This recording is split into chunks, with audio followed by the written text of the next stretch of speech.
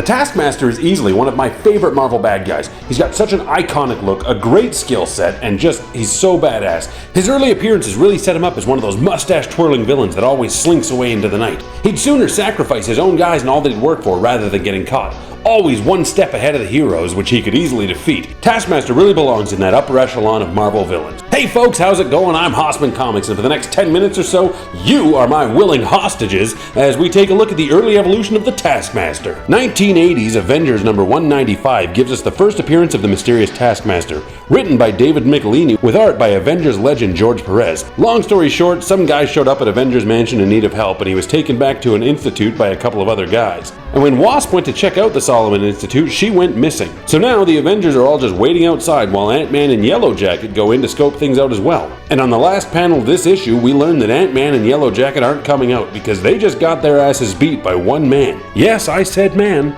And it's the Taskmaster making a very strong debut. And let me know in the comments below, do you like a final page debut like this? Wolverine did it. I mean, it's pretty iconic. Taskmaster did it here. But then, I don't collect, and I'm not all in the collecting sphere, but how does that affect? Because there's so much debate over which appearance is Wolverine's first appearance. I mean, there's a full body appearance. I think it's pretty neat reading it back now, but at the time I'd be like, what? I gotta wait a month to figure out who this Taskmaster is? What? That's what I'd be like. Nowadays, I'd click the next issue. Speaking of next issues, Taskmaster did appear in Avengers number 196, and right away we can see his level of preparedness could give Batman a run for his money, as he's got the 3 shrinking heroes bound in restraints that if they try to shrink out of them, their hands and feet aren't coming along for the ride. And with his captive audience, Taskmaster goes on to explain who he is and all about his photographic reflexes. He can copy any non-superhuman ability that he sees, like Hawkeye's marksmanship, Spider-Man's gymnastics, and Captain America's shield-throwing prowess, among many others. And he then uses this knowledge and skill set to train goons. Taskmaster doesn't want to waste his time fighting bad guys, getting punched in the face, and trying to rob banks. He set up an academy to train the endless slew of goons that these bad guys seem to have. Pretty smart, and it does answer the question in the comics, where does Doc Ock get all these guys from? How come Hammerhead's always got a willing squad? Hammerhead's a bad example, he's with the Magia, but he does get referenced here as having goons. And Taskmaster makes really good money at it. So when those dastardly Avengers bust in, he shows his true colors by sending a crew of the guys he just trained, while he sneaks out the back. But the man they call Taskmaster is headed off by Iron Man and Captain America. So he shows even more true colors and defeats them both before slinking away. But this time he's stopped by Jocasta, and that's mainly because he's never actually seen her before, so he doesn't know what she's going to do. He does still get away though, because he's great. About 1 year later in Marvel Team Up number 103, David Michelinie teams up with artist Jerry Bingham to show us what task he's been up to. So Ant-Man Scott Lang is getting a visit from his old cellmate from Rikers. His name is Gus, and he's telling Scott all about this new gig. He's getting paid to commit crimes and he's being trained, but it's all very top secret. He offers Scott a way in, but Scott politely declines because he's gone straight. Out on his way home, Gus is run over by a car. Believing it was no accident, Ant-Man is on the case, and J. Jonah Jameson wants pictures, so Spider-Man's also on the same case. Everything going on in New York, and J. Jonah Jameson's some ex-con got run over by a car and I need pictures! Whatever it takes to get Spider-Man into the story. It's not long before Spidey finds the training school and Taskmaster uses Spider-Man to teach a class on hand-to-hand combat. And since it was one-on-one and he had the confidence that he would win, and he did, Taskmaster had no problem fighting Spidey. Meanwhile, Ant-Man infiltrated via the front door by enrolling as Scott Lang. He wastes no time turning into Ant-Man and saves Spidey, and together they make short work of any goons, making me wonder if Taskmaster is even a good teacher? Of course he is. He's Taskmaster. The goons aren't good. Taskmaster's great. And while Ant-Man does scare the crap out of Taskmaster with a giant ant, the 2 bug-themed heroes can't manage to stop the Master of Tasks from escaping to fight another day. And now back to Avengers for one of the most iconic covers of all time, Avengers number 223 by David Michelinie and Greg LaRocque. Okay, at this point, I'm wondering if Scott Lang is going to be Taskmaster's main adversary. He seems to be fighting Scott Lang every appearance. But Scott and Hawkeye both find themselves at a carnival for different reasons. Ant-Man is there with his daughter, and Clint is investigating a message he got from an old friend. It turns out the carnival's been taken over by the Taskmaster, and he's removed the former management and begun using it as a traveling goon school. As he bests Hawkeye in one-on-one combat, he seems to be very good at doing, Hawkeye winds up locked in a lion cage. Father of the Year Scott Lang buys his daughter several rides on the spin and heave so he can go fight crime. He saves Hawkeye, and together they confront the Taskmaster. Well, his goons anyway. While they do defeat them and catch up to Taskmaster, Tasky's already planned ahead with a bomb that'll blow up the grandstand. The heroes have to choose between catching the bad guy and saving innocent lives. Then they pull off the iconic Ant-Man on an arrow trick to stop the bomb. I'm good, Arrow. guy. Let's go. But Taskmaster does get away. And I do kind of love this. Like, I know it's been David Michelinie writing every single issue so far, but Taskmaster just keeps getting away. And it's like really building up for years now to be like,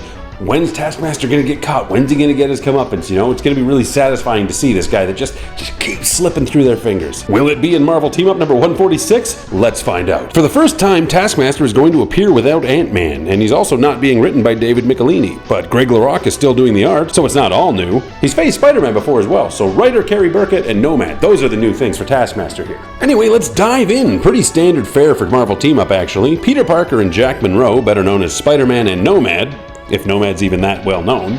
Anyway, they meet in their civilian identities and go on a mandate to the movies, and some kid runs in and steals a bunch of Captain America's art. I'm here to talk about Taskmaster, not why Jack Monroe has Captain America's art, so you gotta fill in some of the blanks yourselves or just let this slide by. Anyway, the kid steals the art from Jack, and both the heroes excuse themselves to change into their superhero identities. As it turns out, the kid stole from them because he wanted to get to a secret meeting for street toughs. It seems Taskmaster has set up a meeting to recruit some street youths into his training program, but this time not for his school, but directly for a new villain making his debut in this issue, the Black Abbot. And the kid shows up and announces that Spider-Man is on his tail. Taskmaster wants to settle an old score and give everyone their first lesson, so he prepares for combat and takes Spidey down with a sonic arrow. Incidentally, this is the symbiote costume that Spider-Man is wearing here, though it hasn't yet been established that sonics are one of its weaknesses.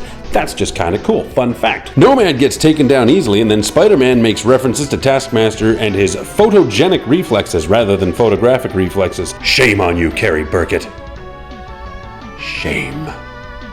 Although I wish I had photogenic reflexes. There's a camera! That'd be cool. Anyway, much like the world would do, we all forgot about Black Abbot, who blasted Spidey with a psychic blast before eventually being taken out by Nomad using Taskmaster's shield. Taskmaster then gets the better of Spider-Man and makes his escape, remaining free on all 5 of his appearances so far. That's actually better than anybody else we've covered so far in this series. You know how in like professional wrestling, there are certain guys and their moves that are protected, and that kind of means like nobody can kick out of their moves, so it makes their moves look completely badass and keeps just selling the kayfabe of it all. Like, that's protected. And I wish that sometimes Marvel characters would be protected like that. Like, I wish editorial had been like, Taskmaster has to keep getting away until David Michelinie does something satisfying with him. On a potentially unrelated note, let's take a look at Taskmaster's appearance in The Thing number 26. Written by Mike Carlin with art by Rob Wilson and Joe Sinnott. The Thing heads to the circus because of a hot chick he saw on a billboard, and he runs into a mind reader who is actually Vance Astro, who would go on to join the New Warriors as Justice. Anyway, Vance and this girl Lauren are looking into some disappearances, and the Thing gets involved. Lauren goes missing, but it turns out that the boss of the circus and the man behind the disappearances is none other than the Taskmaster. Vance and the Taskmaster have a fight. When the Thing shows up, Taskmaster knows that he can't win, so he leaves and gets more guys, which again, Tasky had been training Carnival folk to become criminals. I do have to say here, the skull thing has been kind of prevalent in all his appearances, but this one here is the first time like you really see the detail of it being a skull mask. The heroes win the brawl and Taskmaster makes his escape, but he doesn't actually get away because Lauren was a cop the whole time and she was waiting with many officers, and they catch and arrest Taskmaster off panel by using surprise and sheer numbers.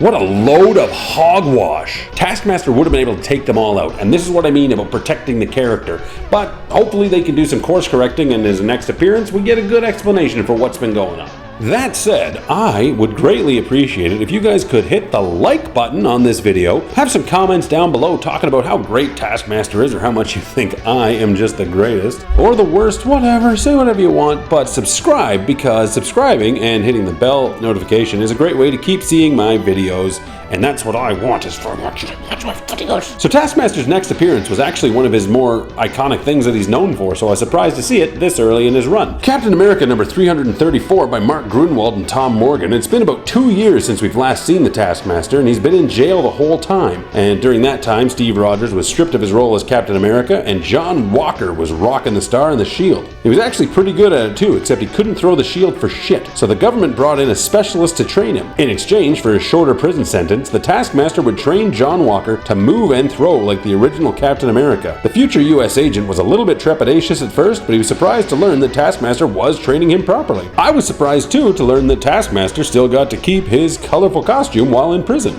I suppose that him getting arrested in The Thing did lead to something cool, and it is worth noting that Mark Gruenwald, the writer of this issue, was the editor on that Thing issue. So there's some synergy there. Amazing Spider-Man number 308 by David Michelini and Todd McFarlane sees Taskmaster free from prison and again training thugs. We'll catch up with him in a second, but Mary Jane has been kidnapped, and Spider-Man is pretty upset about it. He's out looking for her, and he happens upon a training exercise in a cemetery. For no reason, he assumes it's related to his wife and doesn't hold back much while beating the crap out of these guys. So Taskmaster jumps in to lend a hand, and then he dips out. Spidey gives chase and takes out more goons and demands to know where MJ is, and Taskmaster's like, "What the hell are you talking about?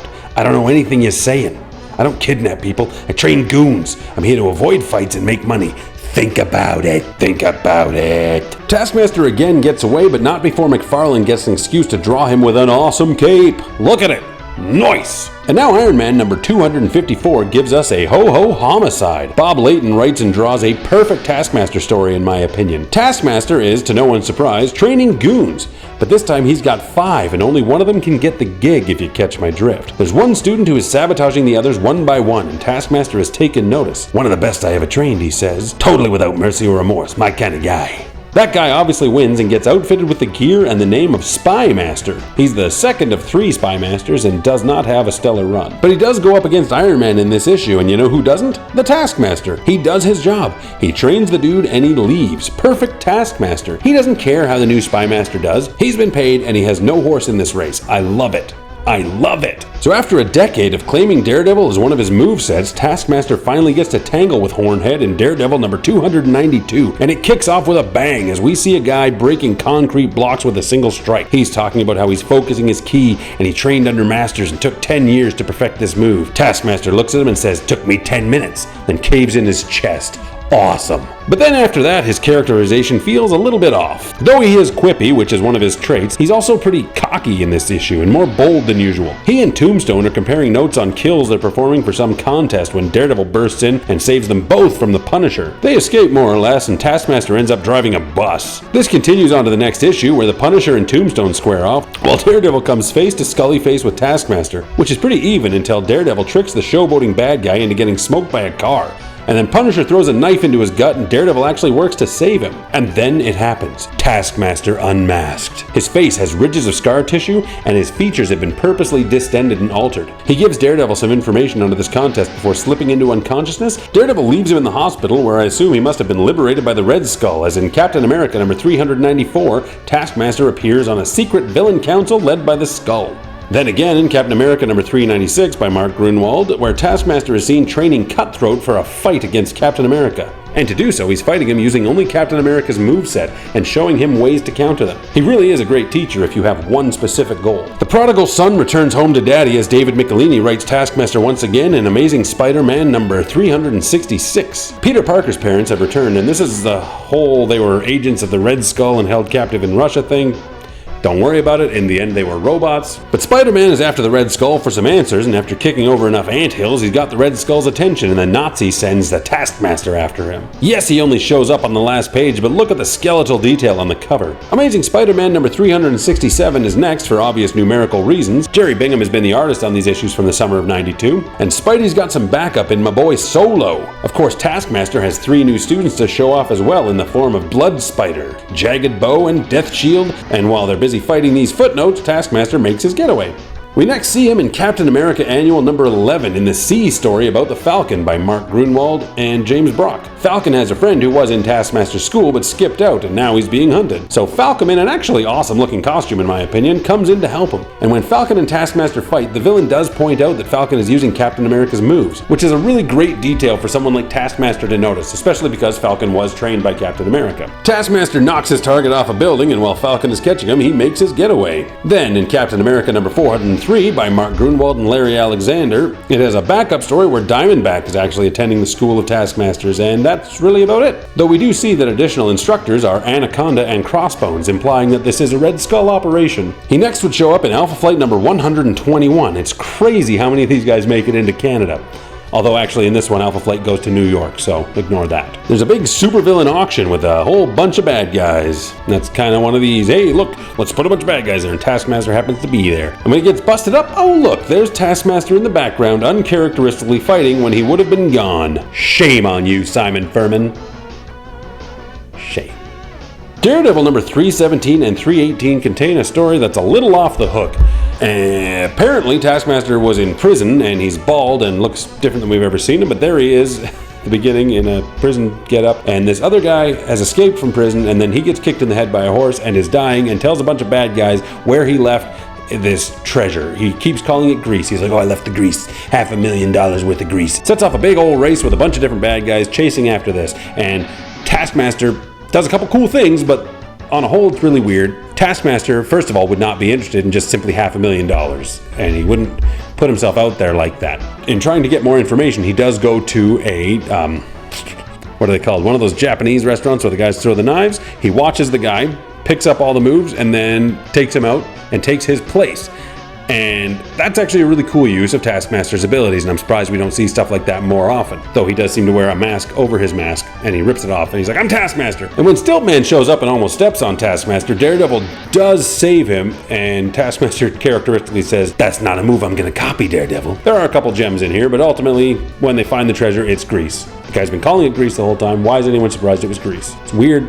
Didn't like it. And then in sensational SheHulk number 59, the second last issue of that series, is another case where there's a whole bunch of villains. So there's Taskmaster. Except this one, again, has a neat little thing. All these villains are suing the Tinkerer because their gear doesn't always work and they get caught. And when Taskmaster comes on the trial, he's like, the gear's not the problem. It's you idiots and your training. If you had been trained by me, the gear would be great. So that's a fun little thing. None of these issues seem like a really good place to end this video, except we are getting knee deep into the 90s here. And the 90s is a scary place. Elektra issue number 5 and issue number 7 feature the Taskmaster, nothing at all of note. I think the best one to talk about last would be Deadpool number 2 by Joe Casey and Ed McGuinness. And in this, Taskmaster has a frickin' weird costume that doesn't really get explained. He's just colorful as hell. This is where we first see Taskmaster and Deadpool cross paths, and they would become an iconic pairing, somewhat iconic. Taskmaster gets his butt handed to him by Deadpool because he just cannot predict his moves. His movements are all so erratic and chaotic that Taskmaster can't nail down a moveset that will work against Deadpool, and that becomes a running thing. And Taskmaster vows revenge against Deadpool. And I think this is where it would go from there. His pairing with Deadpool would turn him into more of a mercenary character, less in the training, which actually was a good thing. It was been 20-some years. Let's shift him into something else. And when the Udon comics came, he would go and get this cool new look that looks really great.